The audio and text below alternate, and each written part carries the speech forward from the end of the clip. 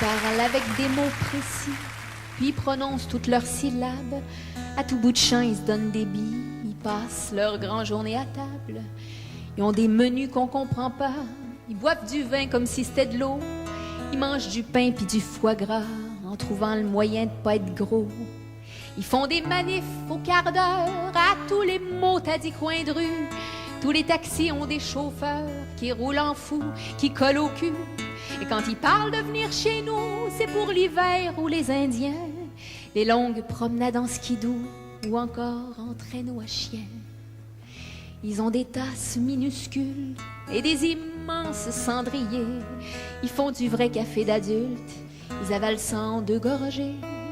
On trouve leur gros berger allemand et leurs petits caniches chéris sur les planchers des restaurants, des épiceries, des pharmacies. Ils disent qu'ils dînent quand ils soupent et il est 2 heures quand ils déjeunent. Au petit matin, ça sent le yaourt, ils connaissent pas les œufs bacon. En fin de soirée, c'est plus choucroute, magret de canard ou escargot. Tout se déroule bien jusqu'à ce qu'on goûte à leur putain de tête de veau. Un bout de paupière, un bout de gencive, un bout d'oreille, un bout de museau. Pour des papilles gustatives de Québécois, c'est un peu trop. Puis ils nous prennent pour un martien quand on commande un verre de lait. Ou quand on demande la salle de bain est à quelle place s'il vous plaît. Et quand ils arrivent chez nous, ils se prennent une tuque et un canuc, se mettent à chercher des igloos, finissent dans une cabane à sucre. Ils tombent en amour sur le coup avec nos forêts et nos lacs.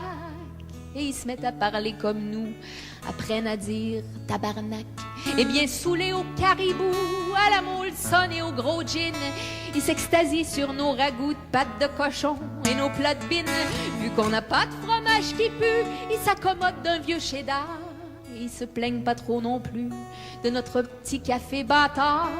Quand leur séjour tire à sa fin, ils ont compris qu'ils ont plus le droit de nous appeler les Canadiens alors que l'on est Québécois.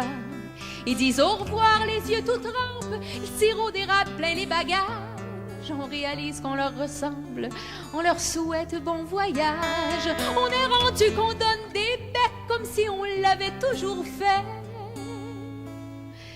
Il y a comme un trou dans le Québec quand partent les maudits Français.